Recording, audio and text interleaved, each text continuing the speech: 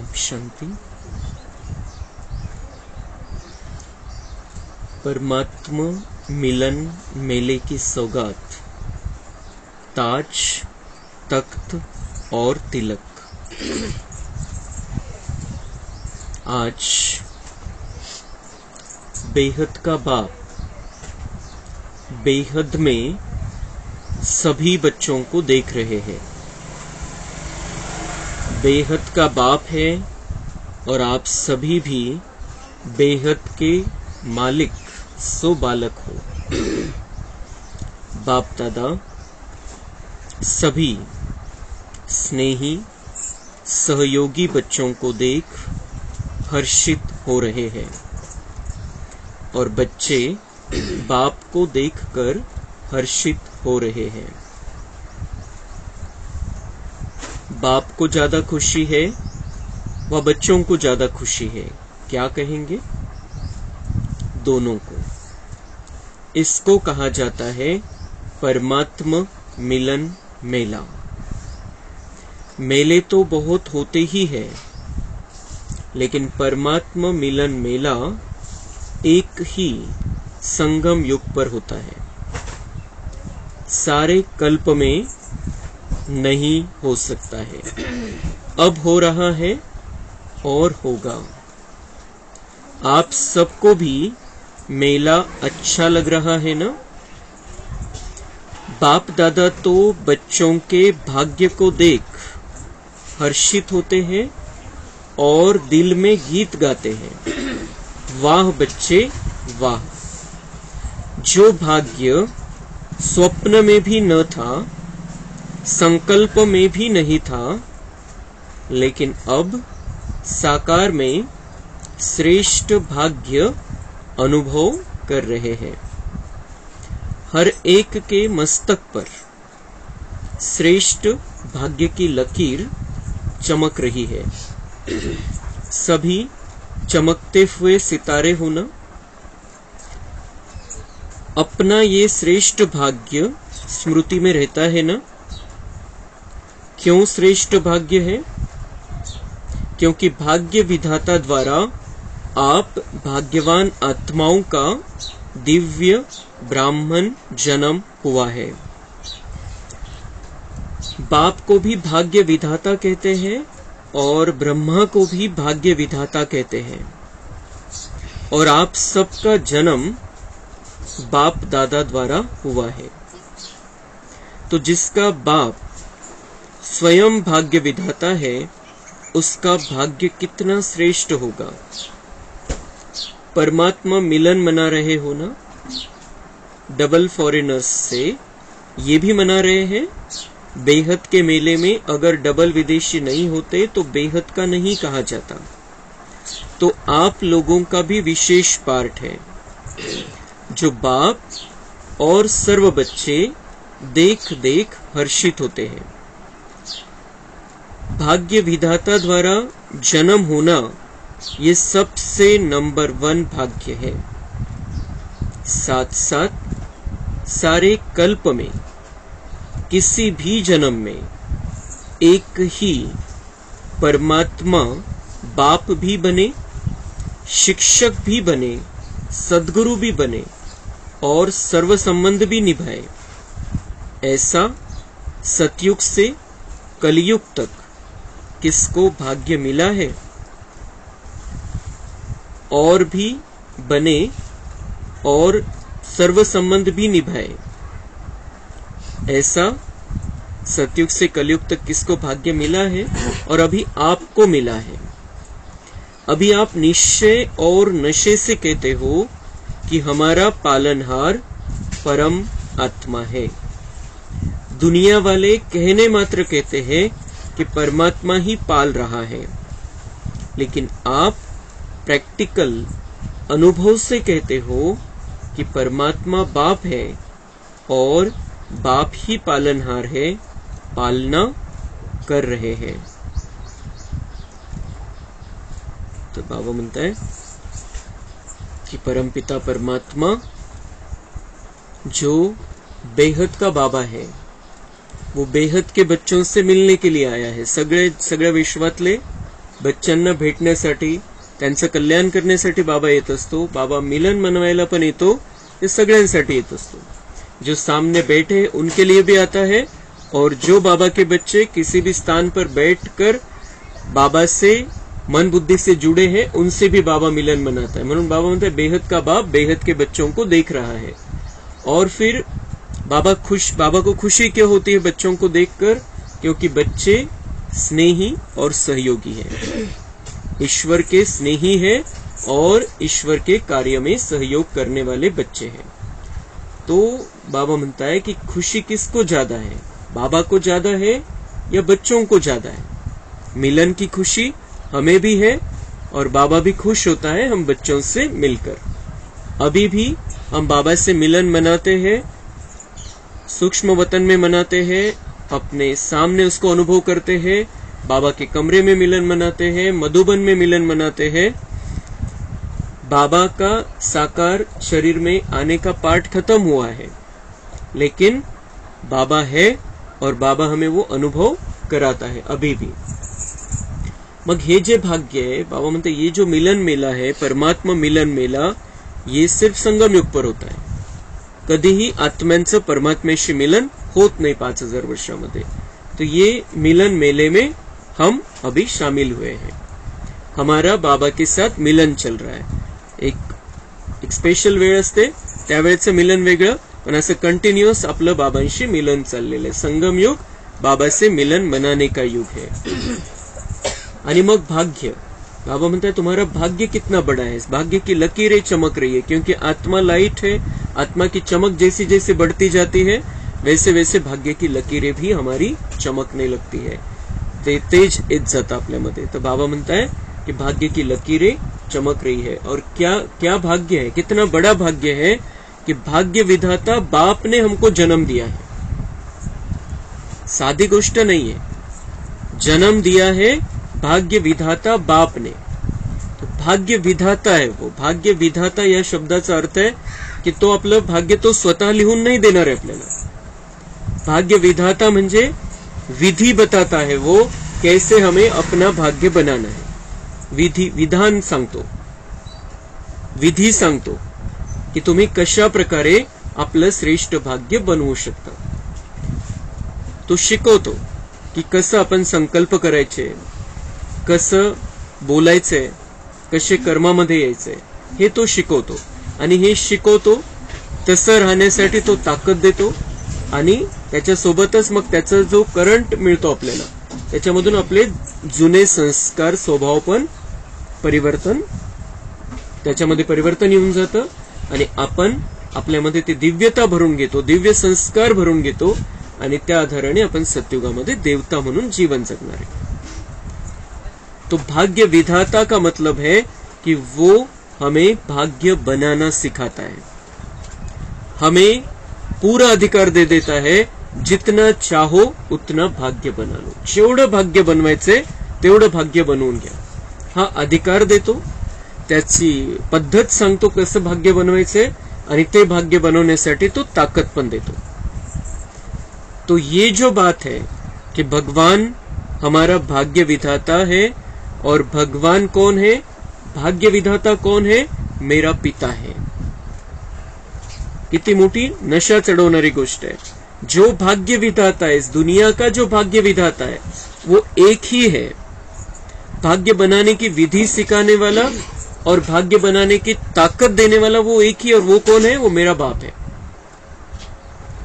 तो एकच आहे या दुनियेमध्ये, आणि तो माझा बाप आहे. बिल्कुल हा नशा आपल्याला कंटिन्यू ठेवायचा आहे. दूसरी गोष्ट महत्वाची कि ये जो बात कि भगवान आएगा, भगवान हमसे मिलन मनाएगा, भगवान हमसे बातें करेगा, भगवान हमें ज्ञान देगा, सृष्टि चक्र का सारा रहस्य समझा देगा, हमें देवता बनने के लिए वरदान दे देगा, ताकत भरेगा हमारे अंदर, हमें चलाएगा, हमें हमारी पालना करेगा. बाबा म्हणता ये संकल्प में भी नहीं था और स्वप्न में भी नहीं था. तुम्हाला कधी विचार पण मनामध्ये नहीं आला आणि कधी स्वप्न पण नहीं पडला कि हम भगवान के साथ चल रहे हैं, उठ रहे हैं, बैठ रहे हैं, वो हमारी पालना कर रहा है, वो हमें सिखा रहा है, वो हमें समझा रहा है. कधी असं स्वप्न पण नाही पडलं आपल्याला आणि कधी आपण असा विचार पण केला नव्हता. तो वो बात जिसके बारे में हमने सोचा भी नहीं था, स्वप्न भी नहीं था, वो बात सामने आई है. हम भगवान के बन गए, भगवान हमारा हो गया है.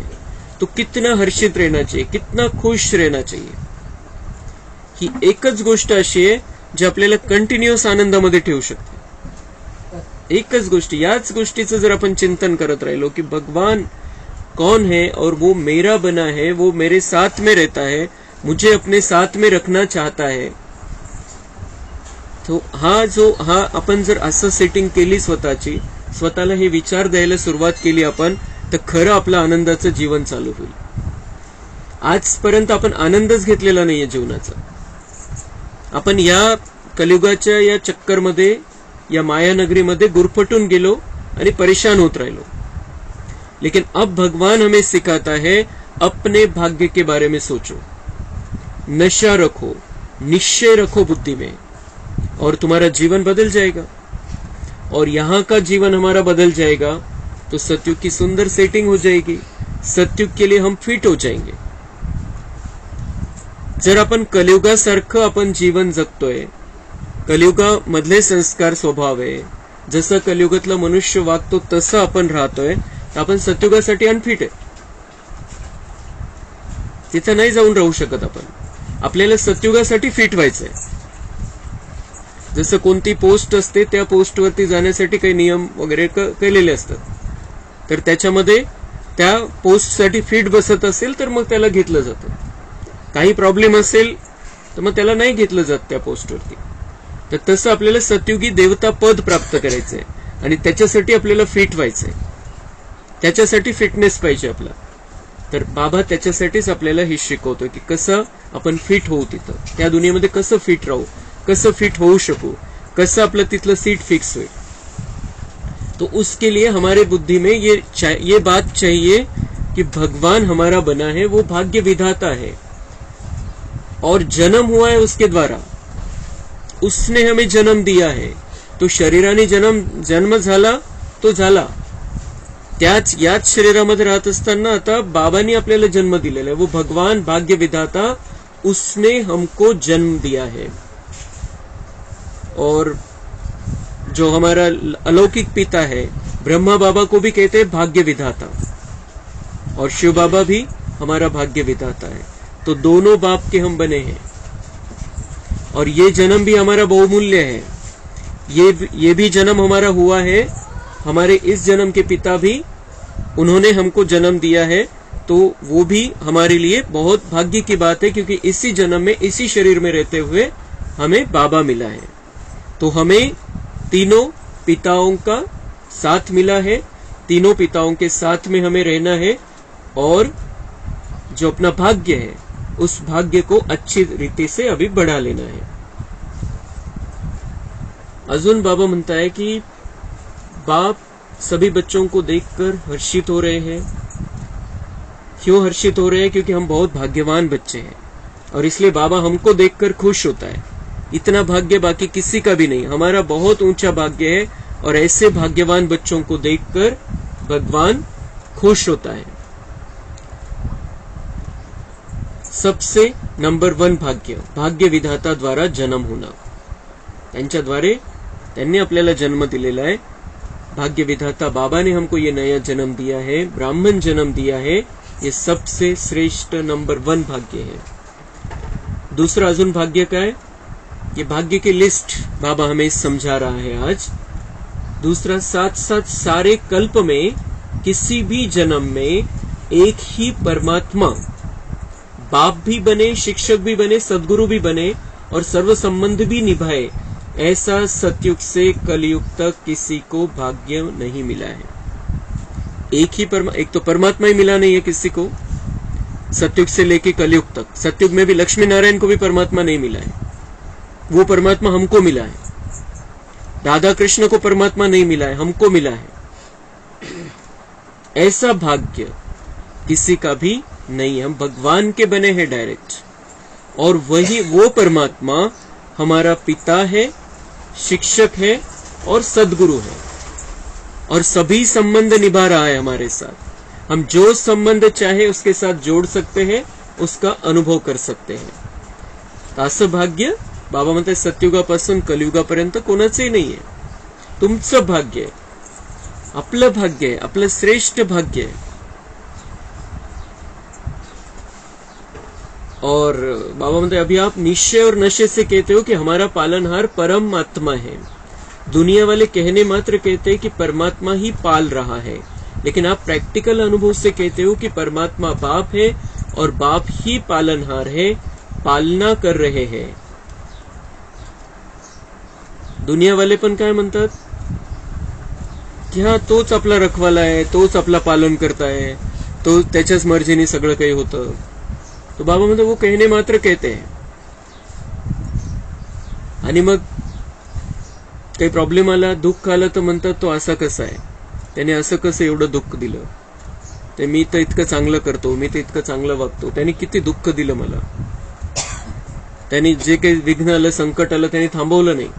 एकीकडे म्हणतात तोच आपलं पालन करताय, तोच आपला पालनहार आहे. त्यांचा सगळा गोंधळ आहे, कंफ्यूजन आहे सगळं.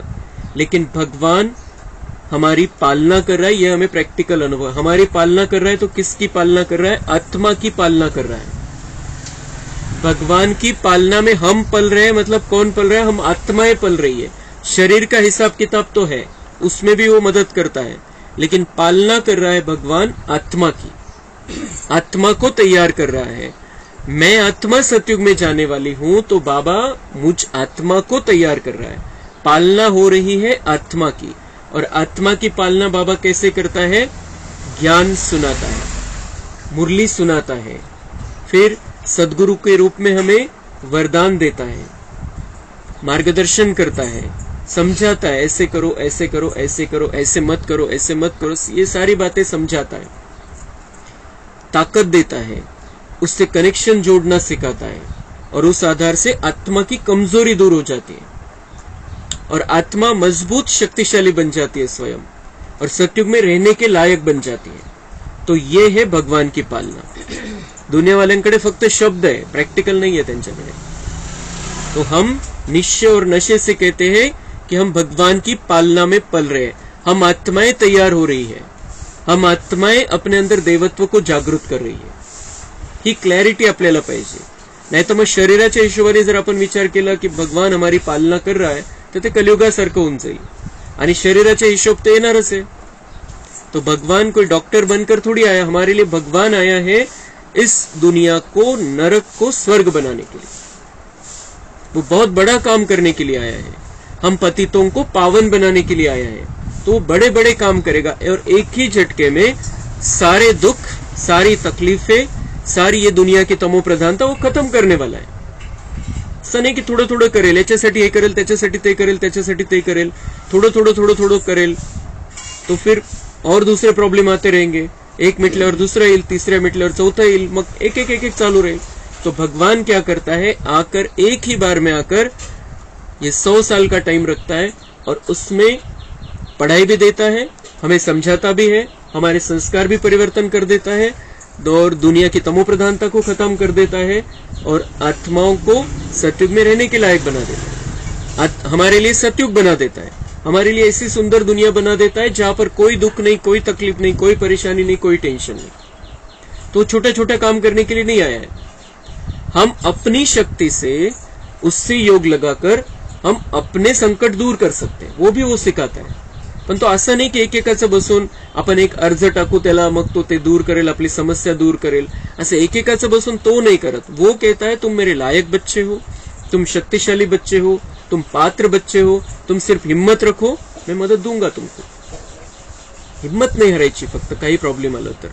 तो बाबा की पालना में हम आत्माएं पल रही है और साथ साथ हम शरीर के हिसाब किताब भी उसके प्यार में चुकतू कर लेते हैं, उससे हम मदद लेते हैं.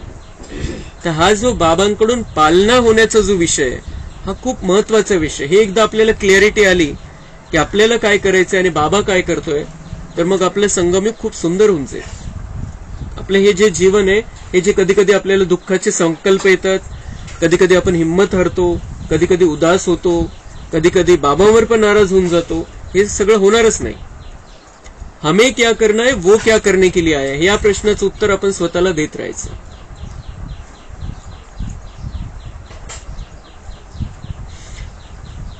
तो परमात्मा बाप है और बाप ही पालनहार है, पालना कर रहे हैं. नशा है ना, या थोड़ा थोड़ा भूल जाते हो. चलते चलते अपने श्रेष्ठ भाग्य को साधारण समझ लेते हो. है श्रेष्ठ लेकिन समझ साधारण लेते हो. इसलिए जो नशा और खुशी की झलक सदा होनी चाहिए वह नहीं रहती. और तो इतना श्रेष्ठ भाग्य और इसको साधारण समझ लेते हो. साधारण वाटतं, हाँ मैं तो हो गया बाबा का, बाबा तो है ही मेरा. हा खूप साधारण शब्द है बाबा. परमेश्वर, सर्वशक्तिवान, भगवान, हमने क्या क्या नहीं सोचा था उसके बारे में, की तो इतका शक्तिशाली आहे, हजारो सूर्य इतका तेजस्वी आहे, आणि तो साधारण रूपामध्ये आला.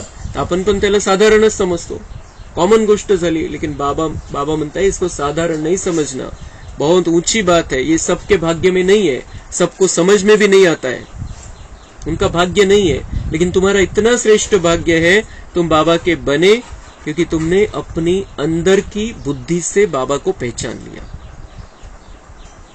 तो इसको बाबा म्हणते ये जो नशा है, निश्चय है, कायम रहना चाहिए कि मैं बाबा का हूं, बाबा मेरा. और बाबा कौन है ये बुद्धि में रखना. बाबा वो है जिसके अंदर ये ताकत है कि वो एक सेकंड में इस दुनिया को इधर से उधर कर देगा. इतनी ताकत है उसमें.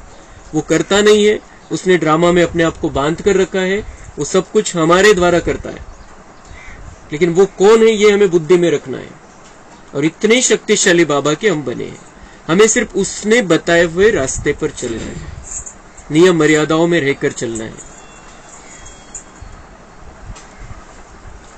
तो बाबा म्हणते साधारण समझ लेते हैं, इसलिए नशा और खुशी की झलक सदा होनी चाहिए, वो नहीं रहती. प्रॉब्लेम आला तो आपला नशा गायब, खुशी गायब लगेच.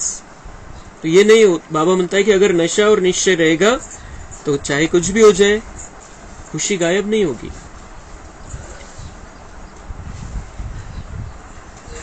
तो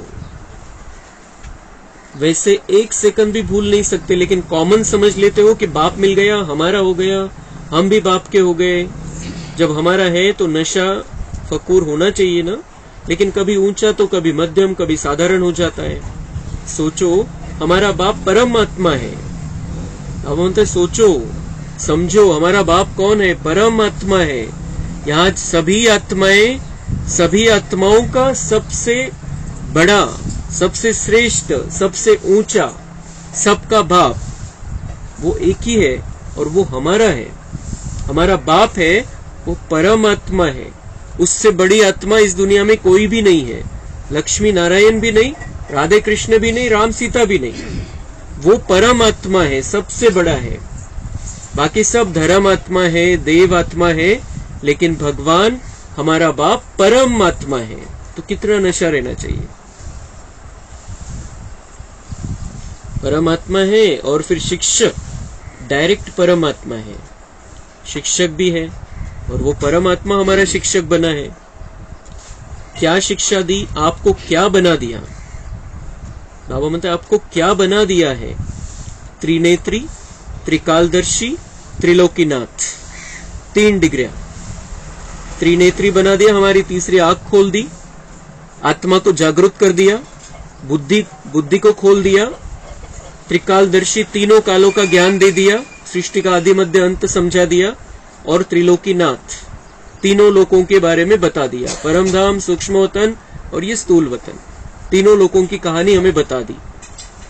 तो हमें ये 3 डिग्रियां मिल गई. हम त्रिनेत्री है, त्रिकालदर्शी है और त्रिलोकीनाथ है, जो लक्ष्मी नारायण भी नहीं है.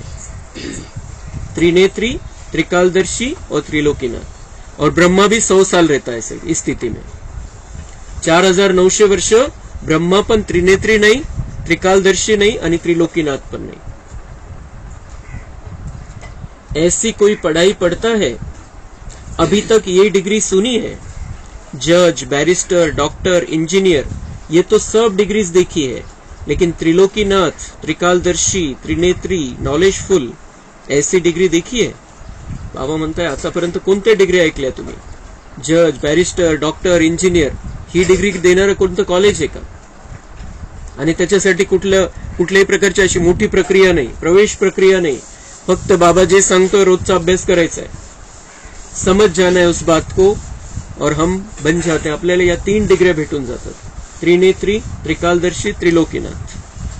जो लक्ष्मी नारायण के पास भी डिग्री नहीं है तो इस दुनिया के किसी के पास होने का सवाल ही नहीं है। कितने भी बड़े बड़े साधु संत पंडित आचार्य कोई भी हो, धर्मस्थापक, इतके धर्मस्थापन करणारे, ते पण त्रिनेत्री, त्रिकालदर्शी आणि त्रिलोकीनाथ नाहीये, आणि कोणती शाळा कॉलेज नाही जिथे ह्या डिग्रिया दिल्या जातात। ये भगवान की पाठशाला है जहां पर हमें ये 3 डिग्रियां मिलती है, सबको मिलती है। तो द्वापर से कलयुग तक किसको मिली है? आपको मिली थी। आपने भी तो 63 जन्म लिए हैं। आता डिग्र्या भेटणं, शाळा कॉलेज वगैरे सगळं द्वापर नंतर सुरू झालं।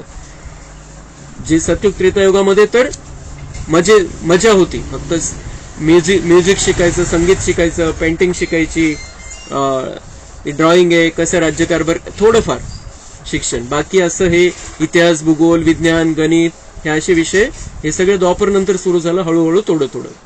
तो बाबा म्हणतात 63 जन्म तो आपने भी पढ़ाई की है, आपण अभ्यास केलेला आहे, 63 जन्म। तर बाबा म्हणतात अशा डिग्री कधी भेटल्या का तुम्हाला? त्रिनेत्री, त्रिकालदर्शी और त्रिलोकीनाथ। तो न किसको मिली है न मिलनी है, ऐसा शिक्षक हमारा है। साइंस वाले साइंस की कितनी भी योजना करे तो भी त्रिलोक तक नहीं पहुंच सकते, कितनी भी योजना करे, चांद पर चले जाए, किधर भी चले जाए। बाबा म्हणता है ये तीनों लोगों का जो नॉलेज है वो उनको नहीं है, त्यांना माहितीच नाहीये, ते इथल्या आकाशापर्यंत आहे, चंद्रावरती जातील, सूर्यापर्यंत तर जाऊ शकत नाही, दुसऱ्या ग्रहावरती जातील, पण त्याच्या वर सूक्ष्म वतन है, फरिश्तों की दुनिया है, उसके बारे में तो उनको पता ही नहीं, वहां तक पहुंच ही नहीं सकते, और उसके ऊपर हमारा परम धाम है, तो प्रश्नच नहीं, त्यांच्या बुद्धीच्या पलीकडची गोष्ट है। लेकिन बाबा ने हमें ये तीनों लोकों का ज्ञान दे दिया, तीनों लोकों में पहुंचा दिया। तो त्रिलोक तक नहीं पहुंच सकते, तीनों लोगों का नॉलेज प्राप्त हो नहीं सकता। और आप में तो 5 वर्ष का बच्चा भी 3 लोगों की नॉलेज देता है, वो भी फलक से कहेगा हाँ सूक्ष्म वतन है, मूल वतन है। थोडंसं सांगितलं कोर्स आपण छोट्या मुलाला जरी, तरी त्याला ते लक्षात येईल, त्यांच्या घरामध्ये ज्ञान आहे, छोटा मुलगा आहे तर ते चालतं घरामध्ये तो विषय। तर बाबा म्हणतात छोटा बच्चा भी, 5 साल का बच्चा भी ये बता देगा कि ये आकाश, ये स्थूल वतन है, फिर सूक्ष्म वतन है उसके ऊपर, और उसके ऊपर आत्मा और परमात्मा का घर है। तो परमात्मा शिक्षक भी है, श्रेष्ठ शिक्षा से ये डिग्री तो प्राप्त कराई, लेकिन दुनिया में सबसे बड़े से बड़ा पद राज्य पद होता है। तो पढ़ाई से पद भी मिलता है ना, तो आपको राजा बनाया है। अभी राजा हो या बनना है, हो राजा और बैठे पट में हो। तो बाबा म्हणता है अभी आपको भी ये पढ़ाई जो मैं पढ़ा रहा हूं, ये राजा बनाने के लिए पढ़ा रहा हूं। अभी तुम्हें यहां पर राजा बनना है, सबसे पहले तो खुद का राजा बनना है, फिर दुनिया की राजाई बाबा हमें देगा। तो बाबा म्हणता है तुम मेरे राजा बच्चे हो, पक्का है कि तुम मेरे राजा बच्चे हो, क्योंकि हम दुनिया पर राज करने वाले हैं, लेकिन उसके पहले हमें अपने आप पर राज करना सीखना है। तो लेकिन बाबा हमें उसी नजर से देखता है कि मेरा हर बच्चा राजा बच्चा है, कर्मेंद्रियों पर उसका अधिकार है, अपने शरीर पर कंट्रोल है, मन बुद्धि पर कंट्रोल है। इस तरीके से बाबा हमें राजा बोलता है, राजा बच्चे के रूप में देखता है। तो बाबा म्हणते हो राजा और बैठे पट में हो, पक्का मकान भी नहीं, टेंट में बैठे हो। तर ही जी मुरली चाललेली आहे 31/3/1995 ला चाललेली आहे, आणि ही मुरली शांतिवन मध्ये, तेव्हा डायमंड हॉल बनलेला नव्हता, डायमंड हॉलचं काम सुरू झालेलं होतं। 18 जानेवारी 1996 पासून डायमंड हॉल मध्ये मुरली चालायला लागली, बाबा यायला लागले तिथं। पण त्याच्या आधी ही एक 9-10 महिने पहिले बाबा आलेले होते, तर मग तिथं सगळ्यांसाठी तंबूच लावलेले होते, आणि बाबा मोकळ्या मैदानावरती आलेले होते। तंबू लावलेला असेल तिथं, तो वहां पर बाबा म्हणता है पट में नीचे बैठे हैं, पक्का मकान भी नहीं है, टेंट में बैठे हो। तो देखो श्रेष्ठ में श्रेष्ठ पद राजपद है, अभी भी स्वराज्य अधिकारी हो और भविष्य में भी विश्व राज्य अधिकारी बनना ही है। ये पक्का है ना। किसको राज्य करना है? आप राज्य करेंगे कि आपके ऊपर कोई राजा राज्य करेगा? नहीं, ये सब इतने राजा बन जाएंगे। इतने सब राज्य करेंगे, प्रजा भी तैयार की है या अपने ऊपर ही राज्य करेंगे? तो बाबा म्हणता है कि तुमको राजा तो बनना है, राज्य तो करना है, लेकिन प्रजा बनाई क्या? सेवा की है क्या आपने? सेवा करो और आत्माओं को तैयार करो सतयुग में चलने के लिए, तो तुम्हें भी राजाई मिलेगी। तो अपना भाग्य देखो, परम आत्मा मेरा शिक्षक है, राज्य पद देने वाला, और फिर सदगुरु बन। गुरु क्या करते हैं? मंत्र देते हैं ना। तो सदगुरु ने क्या मंत्र दिया? मन मना भव। सदगुरु द्वारा महामंत्र भी मिला और सर्व वरदान भी मिले। कितने वरदान मिले हैं? वरदानों की लिस्ट देखो कितनी लंबी है। रोज वरदान मिलता है ना, कितने समय से मिल रहे हैं। इतने वरदान कोई भी फॉलोअर को कोई गुरु दे ही नहीं सकता। ऐसा सदगुरु जो रोज वरदान दे, ऐसा देखा? अभी नशा है ना? तर उत्तर दिलं सगळ्यांनी हाँ जी। तो बाबा म्हणता इतना श्रेष्ठ भाग्य परमात्मा परम शिक्षक के रूप में मिला। पिता है, पालना कर रहा है, परम शिक्षक के रूप में इतनी पढ़ाई पढ़ा रहा है, इतनी डिग्रियां दे रहा है, और सदगुरु के रूप में इतने वरदान दे रहा है। तो बाबा म्हणते इसका नशा है। सगळ्यांनी हो म्हटलं। तो बाबा म्हणते अच्छा याद रखना, ऐसे नहीं यहां से जाओ तो नशा उतरना शुरू हो जाएगा। सदा बढ़ता रहे, सदा ये नशा बढ़ता रहना चाहिए कि हम किसके बने हैं, कौन हमारा बना है, और हमारा जीवन अब क्या से क्या बन रहा है। बाप दादा सभी बच्चों को सदा ही हर सब्जेक्ट में नंबर 1 देखना चाहते हैं। तो नंबर 1 हो कि अभी बनना है। नशे से कहो कि हम नहीं होंगे तो कौन होगा। विदेशियों को डबल नशा है ना, अच्छा है। बाप भी खुश होते हैं कि एक एक मेरा बच्चा राजा बच्चा है, प्रजा नहीं है।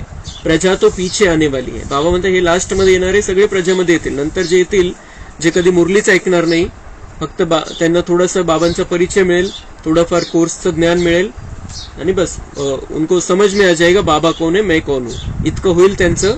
तो बाबा म्हणतो वो सारे प्रजा में आ जाएंगे, लेकिन जो पुरुषार्थ करने वाले हम बच्चे हैं उनको बाबा राजा बनने का चांस दे रहा है। आप तो फिर भी लकी हो जो इतना भी मिलने का चांस मिला है। टेंट में रहना पड़ा तो क्या हुआ? बाबा म्हणते तंबू मध्ये राहावं लागतं इथं, त्यावेळेची परिस्थिती। मिट्टी पर तो नहीं सो रहे हो ना, गदेले पर सो रहे। बाबा म्हणते गाद्या वगैरे टाकलेल्या आहे, मातीत नाही तुम्हाला झोपवलेलं आहे, तंबू आहे वरती, गद्दी पर सो रहे। ब्रह्म भोजन तो अच्छा मिलता है ना, मिट्टी वाला तो नहीं मिलता। बाबा ब्रह्म भोजनचं तर तिथलं वेगळंच आहे विषय। तो बाबा म्हणते मिट्टी वाला थोडी मिलता है, फक्त राहताय तंबू मध्ये। आणि त्यावेळेला बाबा मिलनच्या आधी तिथं वादळ पण आलेलं होतं, तंबू लावलेले होते आणि वादळ आलेलं होतं। तर बाबा बच्चांना उमंग उत्साह भरताय त्याच्यामुळेच कि ब्रह्मभोजन तो अच्छा मिलता है ना, मिट्टी वाला तो नहीं मिलता। प्यार से खाते हो ना, थोड़ा बहुत तो होता ही है, होना ही है। क्यों? माया और प्रभु का खेल साथ साथ चल रहा है। काही काही प्रॉब्लेम येणार, विघ्न येणार। क्यों? बाबा म्हणताय माया और प्रभु का खेल साथ साथ चल रहा है, क्योंकि भगवान हमें सतयुग में ले जाना चाहता है और माया हमारी परीक्षा लेती है कि हम सतयुग में चलने के लायक है या नहीं है।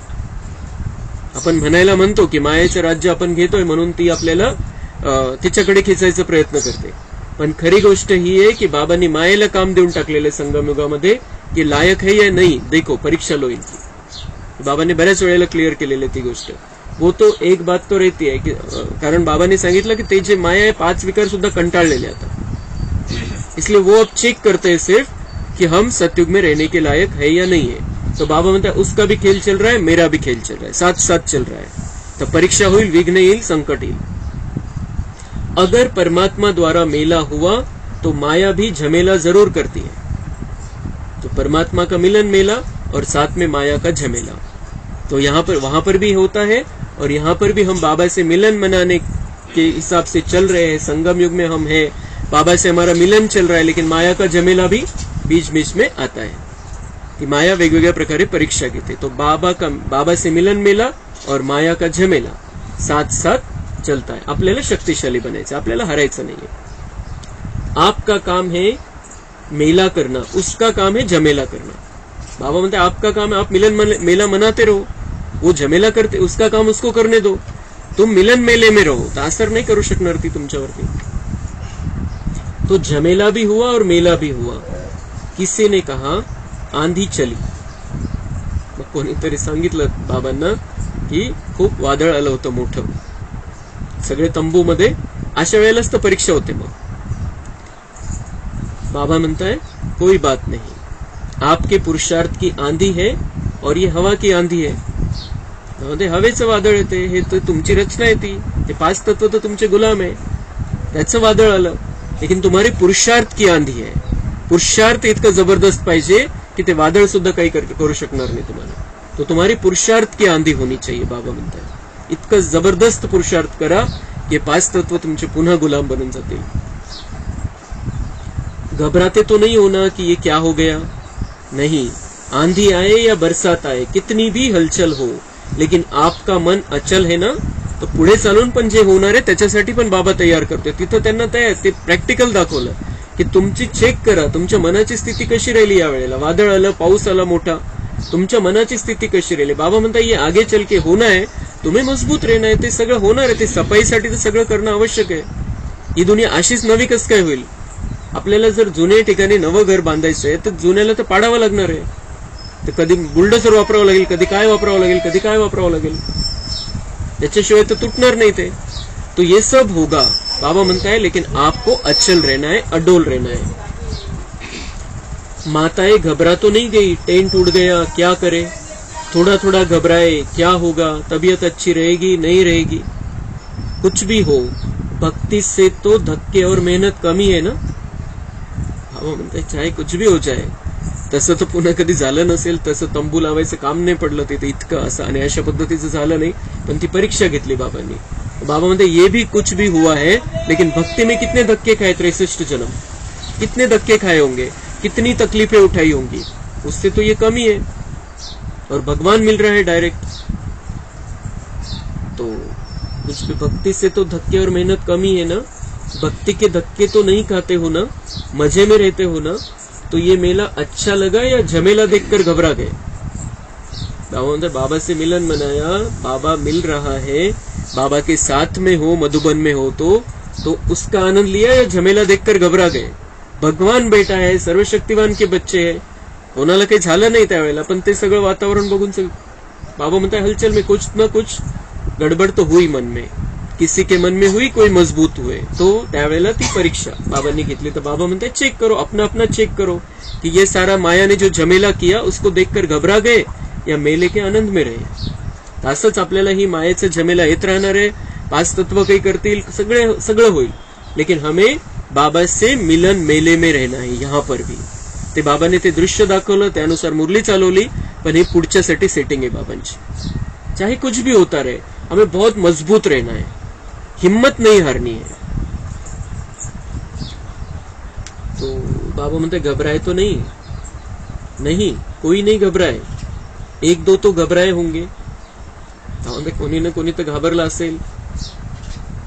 म्हणजे भगवान बेटा है, किसी ने घबरना ही नहीं चाहिए था. लेकिन बाबा म्हणते 1-2 तो घबराए होंगे. नाही कोणीच हात वर करत नाही. तर बाबा म्हणते 1-2 तर घाबरले असतील. मग प्रश्न विचारताय बाबा, मजा आ रहा है, और भी 2 दिन रखे. बाबा म्हणताय मग अजून 2 दिवस ठेवायचं का तिथं टेंट मध्ये, अजून येऊ द्या वादळ, मजा आ रहा है. अच्छा, बाप दादा भी माया का झमेला देख चक्कर लगाते रहते हैं, खेल देखते हैं, बच्चे क्या करते हैं और माया क्या करती है. बाबा म्हणता है ये जो परीक्षा की घड़ियां रहती है, मैं भी देखता रहता हूँ कि बच्चों की स्थिति कैसी है. आपल्याला बाबा बघेल, आपल्याला किती गोंधळ होऊ द्या, किती परेशानी, किती परिस्थिती, कसंही संकट येऊ द्या. बाबा म्हणते माया का झमेला चलता रहता है और बाबा भी चक्कर लगाते हैं. माया का क्या चल रहा है और बच्चे उस समय क्या कर रहे हैं. कि तीच तर चेकिंग आहे. मग त्या असंच थोडी राजे मिळणार आहे. विश्वाची बादशाही द्यायची. आता इथं किती मेहनत आहे. विश्वाची बादशाही तर कोणाला भेटलीच नाही. एखाद्या देशाचा राजा व्हायचंय, एखाद्या देशाचा अध्यक्ष व्हायचंय, पंतप्रधान व्हायचं, तर किती मेहनत आहे. आणि ते पण 5 वर्षासाठी. त्याच्यात पण काही गोंधळ झाला तर खाली व्हावं लागतं. लेकिन बाबा हमें 2500 साल के लिए विश्व की बादशाही देना चाह रहा है. तो बाबा म्हणते परीक्षाएं तो होगी, तुम्हें मजबूत रहना है. मोठी मुरली आहे, ज्यांना काम असतील ते जाऊ शकतं, पण आपण ठेवणार नाही, मग ते लिंक तुटून जाते.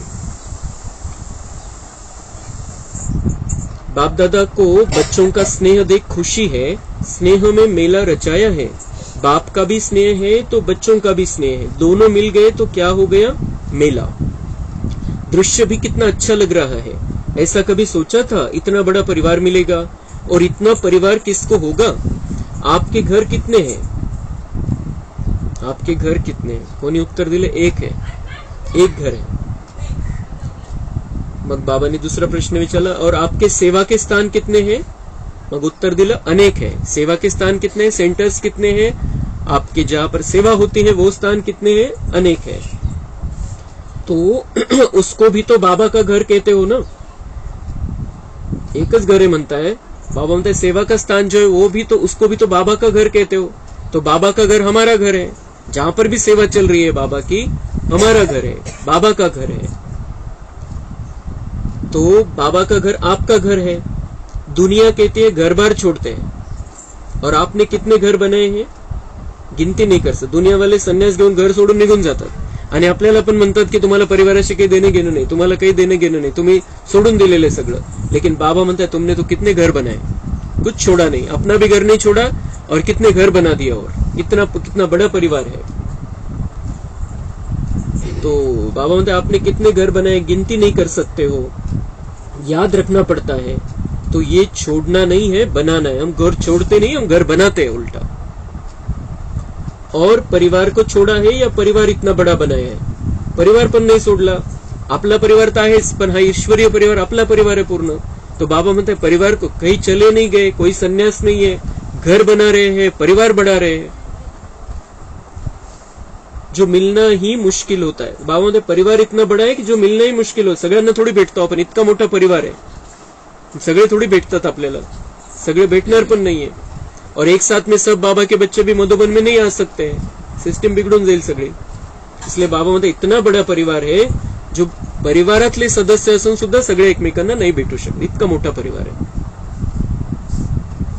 सारे ब्राह्मण जितने भी जहां भी है एक स्थान पर मिल सकते हैं?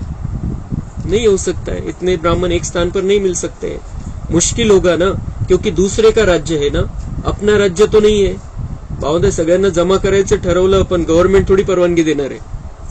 इतके सगळे जेवढे बाबांचे बच्चे, आता जे 12 लाख परिवार जोडलेले समजा, म्हणजे 50, 60, 70 लाख बाबांचे बच्चे जवळपास, ते कोणती गव्हर्नमेंट परमिशनच देणार नाही की तुम्ही सगळे जमा व्हा एका ठिकाणी, एका मोठ्या खूप मोठ्या एरियामध्ये, खूप मोठ्या जिथं खूप मोठं मैदान असेल तिथं जमा व्हा सगळे, नाही देणार परमिशन। कारण इतक्या सगळ्यांना काही प्रॉब्लेम झाला तर खूप काही होऊ शकतं त्याच्यामध्ये।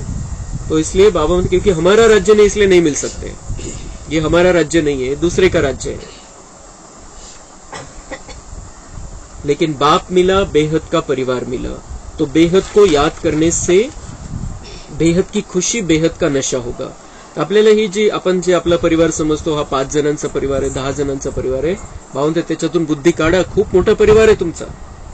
हा परिवार आपलं कर्तव्य, जबाबदाऱ्या, पार्ट सगळं पार पाडायचं आपल्याला, पण बुद्धी बेहदची पाहिजे कि सारा विश्व मेरा परिवार है और उसमें सभी बाबा के बच्चे, हम एक परिवार के हैं, अलौकिक जन्म वाले बच्चे हैं हम। अगर हद में समझते हो मैं तो फलाने देश में हूँ, फलाने देश का हूँ, फलाने जोन का हूँ, तो हद होती है। लेकिन ये तो निमित्त मात्र, निशानी के लिए कहते हैं, ये फलाना जोन, ये फलाना स्थान।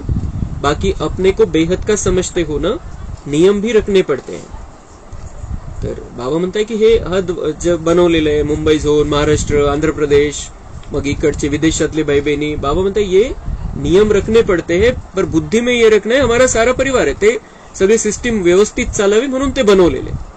बाकी बाबा म्हणताय तुम्हें ये बुद्धि में नहीं रखना है, यही मेरा जोन है, मैं इसका हूं, बस इतना ही नहीं, बुद्धि में रखना है मैं सबका और सब मेरे, ये सारा विश्व मेरा परिवार है, सब बाबा के बच्चे मेरे परिवार के मेंबर है, और सभी विश्व की आत्माएं मेरे बाबा के बच्चे हैं, पारलौकिक ईश्वरी। तो बाबा ने नियम रखने पड़ते। कई ऐसे भी सोचते हैं कि ये क्या बैज लगाओ तभी खाना मिलेगा, आपको खाने पर तंग करते हैं ना, लेकिन ये करना ही पड़ता है क्योंकि कायदे में फायदा है। ये बंधन नहीं है, लेकिन विघ्नों से निर्बंधन बनाने का साधन है। तर त्यावेळेला पहिल्यांदा संख्या जास्त आली होती, 15,000च्या जवळपास, आणि व्यवस्था काहीच नाही, तेवढी व्यवस्था नव्हती। अशा वेळेला तिथं ती सगळी संख्या आलेली होती, आणि त्यावेळेपासून ही जी 31 31 मार्च 95 ला मुरली चाललेली, त्या वेळपासून पहिल्यांदा बॅच द्यायला सुरुवात केली. जे आपण तिथं गेल्यानंतर बॅच लावतो, रूम नंबर हे वगैरे सगळं, नाव कुठून आलेले, हा बॅच लावतो, तर ती त्यावेळेला सुरुवात झाली होती. तर बाबा म्हणतात त्याच्यामध्ये पण संकल्प चालत असतील कोणाचे, मेरे बाप का घर आहे, आणि इथं मला सगळं दाखवावं लागतं मी कुठून आलोय, कोण आहे, काय आहे, तेव्हा मग मला तिकडे मध्ये एंट्री मिळेल. तो बाबा म्हणते लेकिन क्यों नियम रखने पड़ते हैं, विघ्नों से निर्बंधन बनाने का साधन.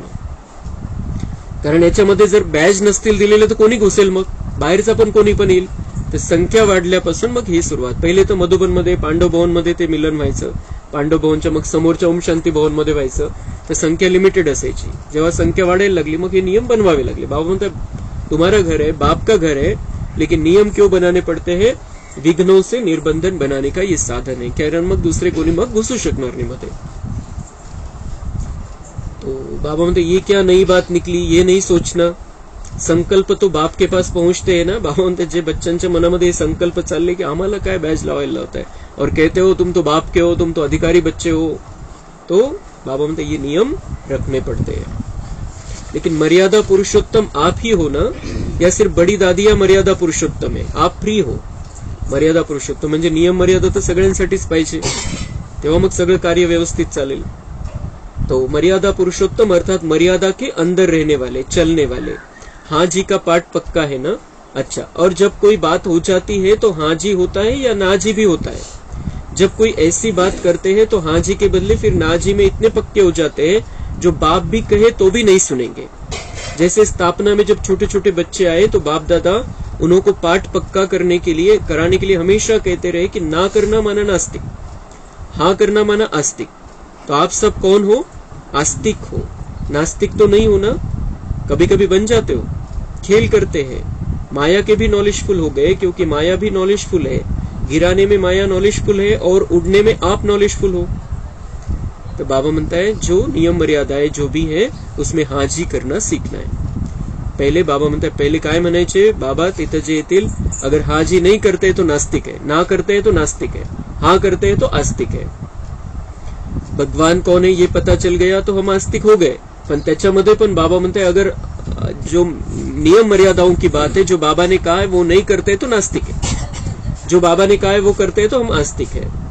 मग दूसरी गोष्ट बाबा म्हणते कभी कभी बन जाते हो, खेल करते हैं, कभी कभी आस्तिक कभी कभी नास्तिक बन जाते हैं, कभी कभी नहीं मानते हैं बाबा की बात को, तो बाबा म्हणते नास्तिक बन जाते, क्योंकि माया खेल करती है.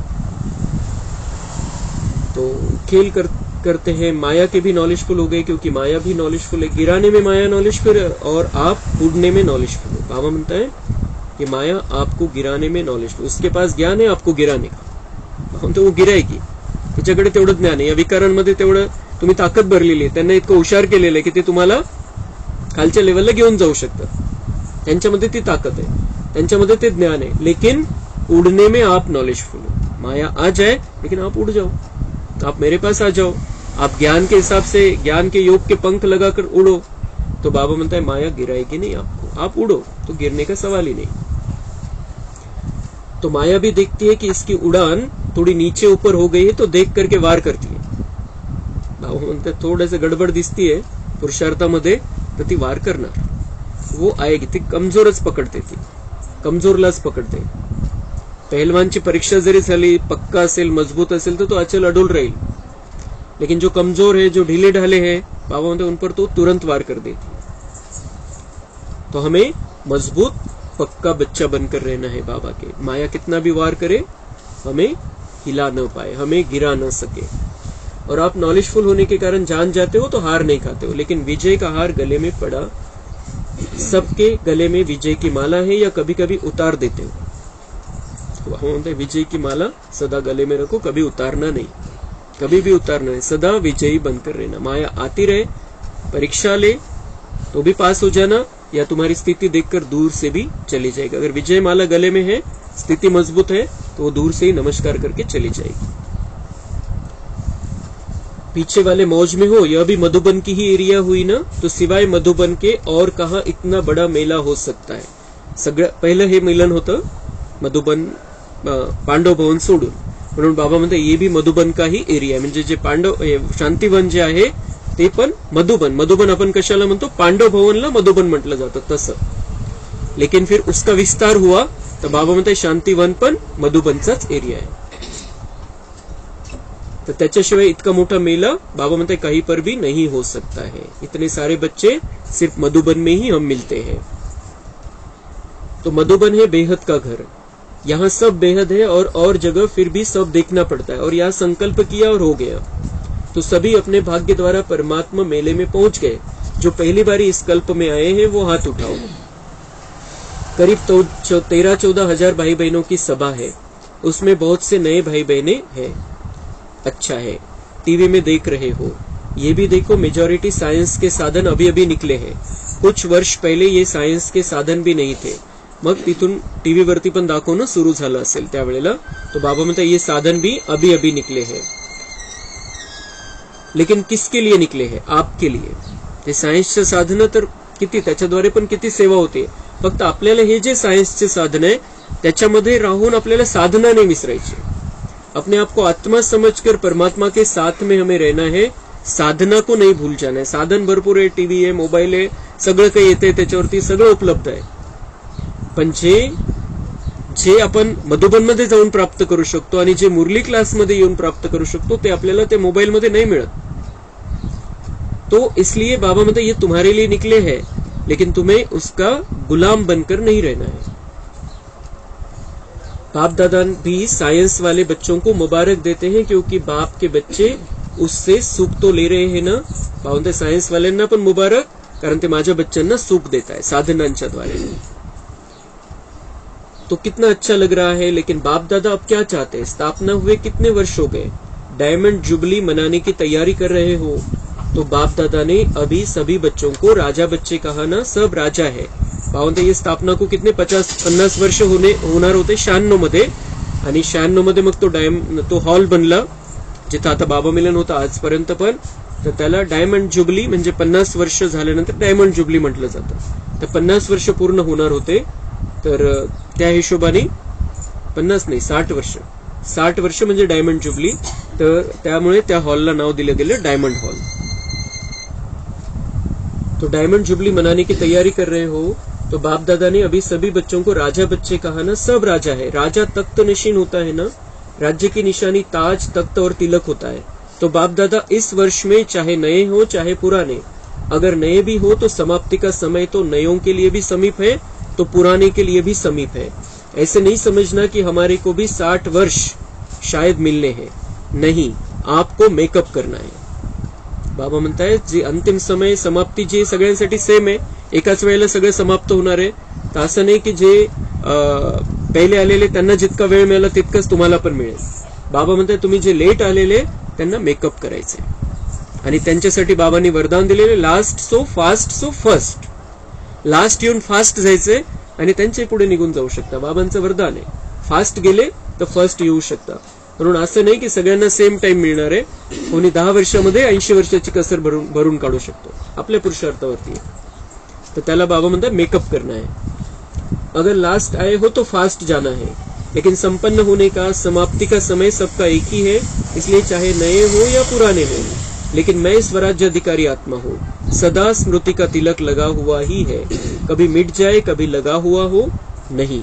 राज्य अधिकारी अर्थात तिलकधारी. तो बाबा ने हमें स्मृति का तिलक लगाया है कि मैं स्वराज्य अधिकारी आत्मा हूँ. ताज दिया है विश्व कल्याण का. विश्व कल्याण की जिम्मेवारी के ताजधारी. कितना बड़ा विश्व है और आप सभी विश्व कल्याणकारी हो. अकेला बाप नहीं है, बाप के साथ ही आप सभी हो. तो विश्व कल्याण की जिम्मेवारी के ताजधारी और सदा बाप के दिल तख्त नशीन. तर बाबा आल्यानंतर या 3 गिफ्ट सगळ्यांना देतो की एक स्मृतीचा तिलक, दुसरं विश्व कल्याणचा ताज आणि बाबांचा दिल तख्त. बाबांच्या हृदय सिंहासनावरती आपल्याला तो जागा देतो. तो ताज, तख्त और तिलक, तीनों गिफ्ट बाबा हमारे लिए लाता है. तो नीचे नहीं आना. बाबा बोलते सदा बाप के दिल तख्त नशीन. नीचे नहीं आना, सदा तख्त नशीन. वैसे भी देखो जो बहुत प्यारे होते हैं, लाडले बच्चे होते हैं, तो माँ बाप उनको मिट्टी में जाने नहीं देते, धरनी पर पाँव रखने नहीं देते. तो आप कितने लाडले हो या और आने वाले हैं? बाबा म्हणताय दुसरे कोणी लाडके का, तुम्हीच लाडके माझे. तर तुम्ही आता तुमचा पाय मातीमध्ये नका जाऊ, तुम्ही म्हणजे विकारांमध्ये नका राहू. आता तुम्ही मेरे दिल में रहो. तो आप हो तो तख्त को छोड़ करके साधारण स्वरूप, साधारण संकल्प इस मिट्टी में या धरनी में पाव नहीं रखो. बाबा के दिल में रहो. साधारण स्वरूप, कलयुगी स्वरूप नहीं होना चाहिए. कलयुगी विकारी हमारे संकल्प नहीं होने चाहिए. तर त्या मातीमध्ये नका राहू. बाबा म्हणते माझ्या मनामध्ये राहा, माझ्या हृदयामध्ये राहा. बुद्धिरूपी पाव सदा तख्त नशीन हो. परमात्मा बाप के बच्चे हो. महात्मा धर्मात्मा के नहीं हो, परमात्मा के हो. बाबा म्हणता है ध्यान में रखो, बुद्धि में रखो. महात्मा धर्मात्मा के बच्चे नहीं हो, परमात्मा के बच्चे हो. सादी गोष्ट नहीं है, बहुत ऊंचा जन्म है, ऊंचा भाग्य है.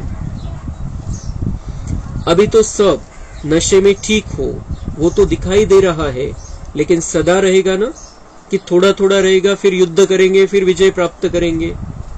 बहुत अभी नशा तो है, बाबा ने पूरा नशा तो चढ़ा दिया है हमको अभी, लेकिन बाबा म्हणता है ये नशा अभी थोडा थोडा रहेगा, कम होगा, कभी ज्यादा होगा, ऐसे नहीं. हा नशा आपल्याला हा कायम चढलेला ठेवायचा आहे. कायम आपल्याला या नशामध्ये राहायचंय.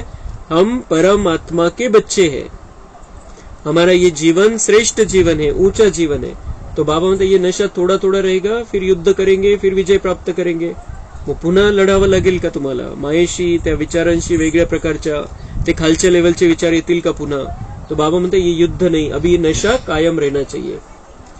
ब्राह्मण हो या क्षत्रिय हो, ब्राह्मण हो क्षत्रिय नहीं हो, युद्ध नहीं करते हो कि कभी ब्राह्मण बन जाते हो, कभी क्षत्रिय बन जाते हो. बाबा म्हणते ये तुम्हारा तो ब्राह्मण जन्म है, लेकिन जब तुम माया से अपने पुराने स्वभाव संस्कार में रहते हो तो जैसे कि क्षत्रिय बन गए, लड़ रहे हैं. तो ऐसा नहीं, बाबा म्हणते ब्राह्मण बनकर ही रहना है. अगर माया से युद्ध करनी पड़ती है तो क्षत्रिय हुए.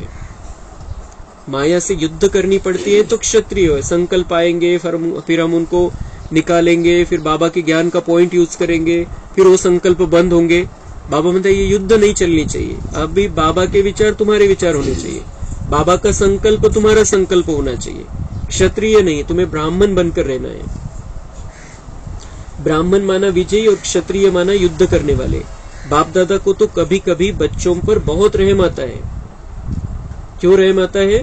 बैठते योग में है और करते युद्ध है. योग में बैठते और युद्ध करते. असं नाही की बिलकुल कनेक्शन लागलं, बिलकुल फक्त ज्ञानच आठवतंय, दुसरं काहीतरी आठवतं, पुन्हा आपण मन बुद्धीला जागेवरती आणतो. तो बाबा म्हणता है बैठते योग में है लेकिन युद्ध चलता है. माया आती है, फिर तुम बाहर निकालते हो, फिर वापस ठिकाने पर लाते हो, फिर ये सब चलता रहता है. ये युद्ध है. तो बैठते योग में है और करते युद्ध है. कहेंगे 1 घंटे योग लगाया, लेकिन 1 घंटे में युद्ध कितना समय चली और योग कितना समय रहा. किती वेळ तुम्हाला फक्त मीच आठवत होतो, ज्ञानच आठवत होतं, किंवा मधुबनच बुद्धीमध्ये होतं, किंवा मग सतयुग बुद्धीमध्ये होतं, आणि किती वेळ युद्ध चाललं बाकीच्या गोष्टी. तो वो युद्ध है. जब बाकी बातें चलती इसका मतलब युद्ध चल रहा है अंदर. तो अगर किसी भी कारण से अनुभूति नहीं होती है तो अवश्य ही युद्ध की स्टेज है. बाबा म्हणता है योग में बैठे, शांति का अनुभव नहीं हुआ, प्यार का अनुभव नहीं हुआ, शक्ति लेकर नहीं आए, हिम्मत बढ़ी नहीं तुम्हारी, 5 मिनट में बैठे लेकिन हिम्मत नहीं बढ़ी, इसका मतलब युद्ध चल रहा था, योग हुआ ही नहीं. अगर योग हुआ, बाबा ही बुद्धि में था, तो कमजोरी रहेगी नहीं, वो खत्म हो जाएगी. बाबा 1 सेकंड में हमारी कमजोरी खत्म कर सकता है. सिर्फ उतना पावरफुल कनेक्शन जुड़ना चाहिए. तो बाबा म्हणता है अगर अनुभव कम है तो इसका मतलब युद्ध की स्टेज थी.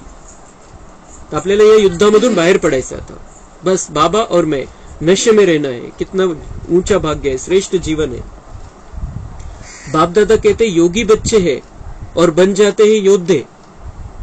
बच्चे कब तक युद्ध करेंगे?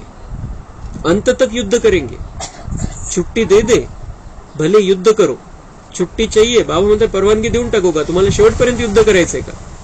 योगी बच्चे हो, ब्राह्मण बच्चे हो, इतने ऊंचे श्रेष्ठ महान बच्चे हो. बाबा म्हणता है कि अभी युद्ध की स्थिति तुम्हारी नहीं होनी चाहिए. और परमिशन भी मैं क्यों दूं तुमको? तुमको तो मुझे राजा बनाना है. नहीं चाहिए, फिर करते क्यों हो? बाबा म्हणते छुट्टी चाहिए, नहीं चाहिए, फिर करते क्यों हो? बाबा म्हणते माझी परमिशन नाही पाहिजे, मग युद्ध कशाला करताय तुम्ही? तुम्ही म्हणत पण नाही की आम्हाला युद्ध करण्याची परमिशन द्या, आणि युद्ध तर चाललेलं आहे. म्हणजे एक तर परमिशन पण नाहीये आणि बिना परमिशनचं युद्ध चाललेलं आहे. करो मत. बाबा म्हणते युद्ध बंद कर दो ये. तो कमजोर हो जाते हो तो माया इतना अधीन बना देती है जो चाहते नहीं हो लेकिन कर लेते हो. तो ये कमजोरी है. बाबा म्हणते माया अधीन बना देती है, जो चाहते नहीं हो करते. बाबा म्हणते हिम्मत पकड़ा आणि मैं प्यार से सभी संबंधों से मुझे साथ में रखो, तो युद्ध बंद हो जाएगी. फिर जैसे कोई कोई सर्वेंट बहुत भोले होते हैं तो मालिक उसे अधीन बना लेते हैं. सर्वेंट जो नहीं कर सकता उसके लिए भी मालिक कहता है करो, नहीं तो नौकरी क्यों करते हो. माया भी ऐसे करती है. आप चाहते नहीं हो लेकिन कमजोर होने के कारण माया के अधीन बनना पड़ता है. बाबा किती सुंदर उदाहरण बाबा देत आहे की एखादा नोकर आहे पण तो खूपच कमजोर आहे, त्याच्याकडून जे काम होत नाही त्याच्यासाठी पण जबरदस्ती करू शकतात. मग तो ऐसे ही माया भी क्या देखती है, हम कमजोर है. जैसे हम माया के नौकर बन गए हैं. अभी द्वापर के बाद में वही स्थिति थी. अब हमें बाबा राजा बना रहा है, राजा दुनिया का राजा बना रहा है. लेकिन अभी भी बाबा म्हणते अगर जो गुलाम बनकर रहे हैं, माया के 5 विकारों के गुलाम बनकर उनका जीवन चल रहा है, तो माया देखती है कमजोर है तो फिर कुछ भी करा लेती है. जसं नोकराकडून काही पण करून घेतात, जर तो कमजोर असेल तर जबरदस्ती करायला लावतात. तो बाबा म्हणताय की तुम्ही शक्तिशाली राहा, माया काहीच नाही तुम्हाला ऑर्डर देऊ शकत नाही, उलट तुम्ही मायेला अधीन करून राहाल. तो उस समय योगी हो या योद्धे हो, कमजोर होने के कारण माया के अधीन होकर कुछ बनना पड़ता है, करना पड़ता है. इसका मतलब युद्ध वाले, योगी नहीं हो. योगी तो नहीं कहेंगे ना. तो बाप दादा ये चाहते कि हर एक बच्चा योगी बच्चा हो, युद्ध वाला नहीं. बाप दादा को बच्चों के युद्ध की मेहनत अच्छी नहीं लगती. परमात्मा बच्चे तो सदा मौज में रहने वाले, मजे में रहने वाले हैं, युद्ध की मेहनत वाले नाही. जर युद्ध चाललेले, मनामध्ये संकल्प विकल्प चाललेले, विकारांचे संकल्प चाललेले, भूतकाळाचे व्यर्थ सगळं चाललेले, तर बाबा म्हणताय ये मौज का जीवन नहीं है. और बाबा के बच्चे मौज में रहने चाहिए. भगवान के बच्चे हैं, परमात्मा के हम बच्चे हैं, साधारण बच्चे नहीं है. तो हमें बिल्कुल हर पल आनंद में रहना. बाकी सगळ्या गोष्टी येत राहतील जात राहतील, पण आपला आनंद नहीं गेला पाहिजे. मौज में रहना है. भगवान नहीं चाहता कि उसके बच्चे युद्ध करें. परमात्मा बच्चे तो सदा मौज में रहने वाले, मजे में रहने वाले, युद्ध की मेहनत वाले नहीं. तो क्या बनेंगे, योगी बच्चे या योद्धे बच्चे. योगी बनेंगे या थोड़ा थोड़ा युद्ध करना अच्छा है. कहने में तो हाँ हाँ करते हो, और जब करते हो तो उस समय फोटो निकलता है तुम्हारा. तो इस वर्ष सभी का चार्ट हो, सदा राज्य अधिकारी, अधीनता समाप्त. बाबा म्हणता है कहने के समय तो कहते हो कि हम नहीं युद्ध नहीं करेंगे, अब हम बिल्कुल मौज में रहेंगे. लेकिन बाबा म्हणते जब तुम करोगे ना तब तुम्हारा फोटो भी निकलेगा, मैं देखूंगा, चेक करूंगा. अभी बाबा म्हणते सभी का चार्ट ऐसा होना चाहिए, सदा राज्य अधिकारी, अधीनता समाप्त, माया के अधीन नहीं, सदा राजा बच्चे. अच्छा, सर्व तरफ के देश विदेश के सर्व सूक्ष्म स्वरूप से दृश्य देखने वाली आत्माएं, चारों ओर के सदा श्रेष्ठ पालना में पलने वाली, श्रेष्ठ पढ़ाई से राज्य पद पाने वाली आत्माएं, सदगुरु द्वारा सर्व वरदान प्राप्त करने वाली आत्माएं, सदा माया जीत, विजयी रत्न, सदा युद्ध को छोड़ राजयोगी स्थिति में स्थित रहने वाली सर्वश्रेष्ठ आत्माओं को बाप दादा का याद, प्यार और नमस्ते. हम रूहानी बच्चों का रूहानी बाप दादा को याद, प्यार, गुड मॉर्निंग, नमस्ते. वहाँ बाबा वहाँ, शुक्रिया बाबा, शुक्रिया.